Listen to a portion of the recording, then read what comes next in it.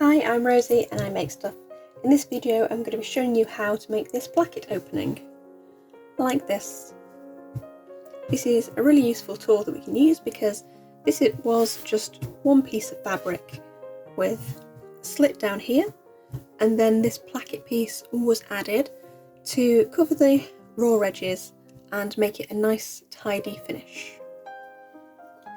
This technique is from this book, Authentic Victorian Dressmaking Techniques, and if you have the book handy, it is on page 108 where it describes how to insert it. However, when reading this I noticed that it refers to the placket being a pattern piece that it assumes that you already have, and probably you don't. This chapter is making and finishing underwear, so obviously these can go into combinations, drawers, that kind of thing, and I thought it was a really useful technique, so I thought I would share it with you. So this is the pattern that I've drafted for the placket. This was after several attempts, so I think this is pretty much well refined and has everything we need. The most important thing is the length.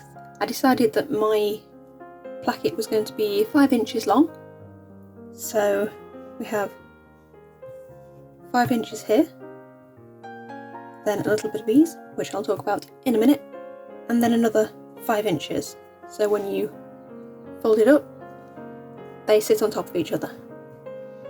Next is the width. I wanted a nice, not too slim, not too fat, 1 inch placket, so it's 1 inch in the white areas and added seam allowance. This seam allowance needs to be really thin. This is 1/8 of an inch seam allowance. It needs to be that thin. You're not working with a lot of fabric, so that needs to be as thin as you can possibly make it without any splitting. On the other side I gave a luxurious 1/4 of an inch seam allowance, which folds in and closes the raw edges, and there's a fold line in the middle here where the clamshell's up like that, and there's a fold line here where this folds onto that piece, which I'll show you. Just have a little chat about the ease in the middle. This was my tester, and what I found was I did it 5 inches and 5 inches, and then I ended up with a little bit of a short piece here, and I realised I was using up an amount to go round the curve here, so I added in a little bit extra. I mean, 1/4 of an inch probably will be too much, but it's there, we can just chop it off the top if we need it. And I have already cut out my pattern piece. Basically, if you want it this way round, with this side going over this side, you want your pattern piece this way up, but if you wanted to reverse it, then just basically turn it over on the fashion fabric and that would be absolutely perfectly fine. So that you can see really clearly what I'm doing, I'm going to use 2 different fabrics. This is just some scrap calico and this is some scrap cotton. First thing I'm going to do is give this piece a good iron, and I'm going to iron this quite specifically to fold under the seam allowances, just so it's the right shape and I don't have to faff around when it's sewn to this piece. I've pressed my pattern pieces now and they are nice and crisp. I just want to show you how I did this one. To begin. Right, so the first fold is the seam allowance there, press, press, press, and then get both those folds nice and crisp. This side is seam allowance, this is going to be showing. Press, press, press, turn it over, and then these two pieces face each other. And I pressed that within an inch of its life, so it's now really nice and crisp. I didn't press the seam allowance on this edge, which is this part, because it is so small, it's going to be a faff. I don't think it's worth it. But having the rest done just make it really, really crisp and nice. And then the scary bit, let's get rid of this. So I'm going to cut a 5-inch slice. Just mark it. So this might be your set of drawers. You might have a waistband going on there maybe, or it might be a skirt that you need to add an opening to.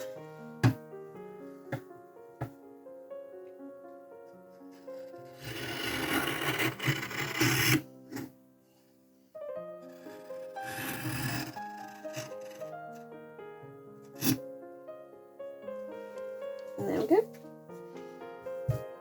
We have our split. I'm going to pin this here.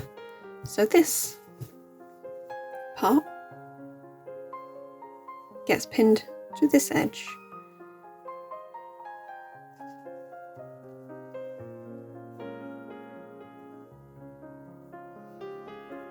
Just line those up.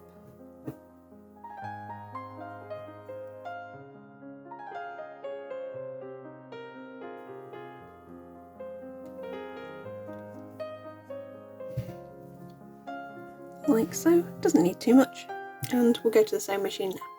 Right, we are ready to sew. I'm using a black thread, just for visual reference, so you can see a bit more what I'm doing. No other reason. Obviously you would want to use a matching thread, and I've just lined the fabric up to the very edge of the foot, and I'm going to start sewing here. Machine doesn't have a backwards, so I just have to do a little repeat there.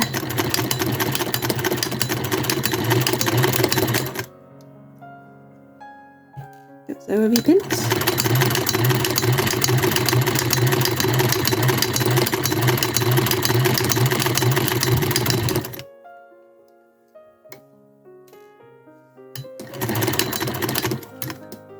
Just gonna put this other side just so I can see it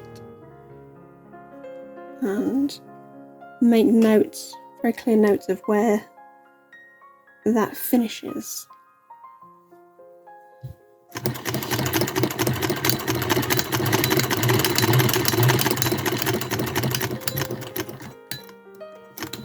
There, and leave the needle down. So what we're going to do is we're going to do a little V at the bottom, because we need to move over here a bit to go back up. So I'm going to hold this and twist that round a little bit until it's at an angle like that, sort of 45 degrees from the original. I'm going to do 2 stitches, or 3 because they're very small, and leave the needle down so we can pivot. And oops, if I put the foot up, I'm going to do another few stitches at this angle.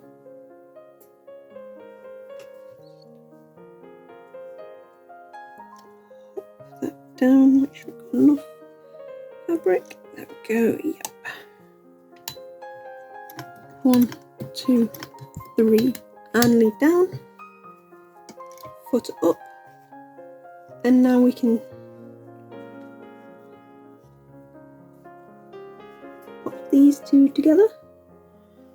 Leave this at the back, it's perfectly fine there. and off we go.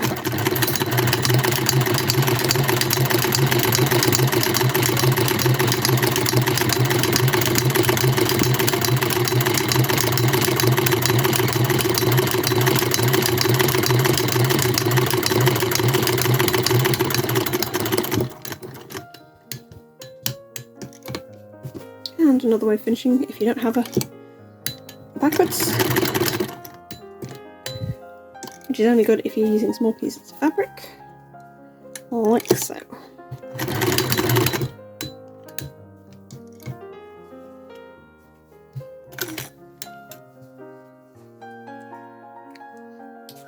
And that's our first bit done. Just have a quick look at what I've just sewed. So on this side we have a simple straight line, but on this side we have a full change.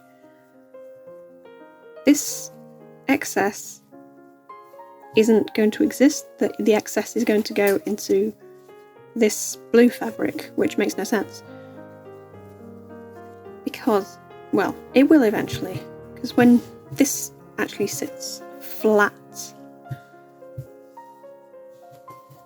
so when we look at it flat, you can see the little V shape at the bottom there, where it's had to travel around. And this is why you need a very small seam allowance, because this is what you're taking out. I mean, if you had like a 1/2 inch seam allowance, you'd have 1/2 inch gap between here and here, which wouldn't be very good. So I'm going to press this seam now and come back. It's all nice and crisply pressed now. And just to show you, on this side with the big flap, the seam allowance gets pressed towards the placket, because then this can fold over and the raw edge is encased, as you can see, like that. On the other side, however, the seam allowance is pressed the other way towards the main body of the fabric, because this is folded over and the seam allowance is encased on this side and attached like that. So when we have the two pieces here, we can fold them and they are virtually invisible. Obviously not quite invisible because I used a contrasting fabric for my example, but that's how it does it. And you can just go down and do a whip stitch on that side and up the other side of here. Just turn this over. So this gets whipped down on this edge. There's a little extra here that gets turned under and sewn down, and this little bit gets sewn to this bit. So you can just go down any U like that, and if you use a matching thread and some small stitches, it will be almost invisible. Going back to my example here, not very invisible because I used a black thread for a contrast, and here it is on the other side. Very, very rough, but it was nice and simple, just down one edge, along the bottom and up. And that is how you create an invisible little placket in accordance with this book. If you like this tutorial, then please let me know, and please like and subscribe if you would like to see more of them.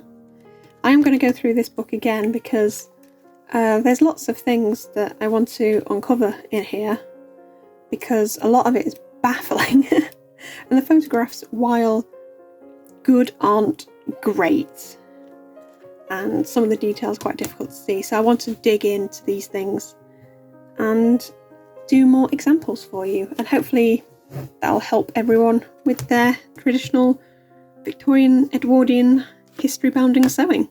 So thank you very much. I'll see you in the next video.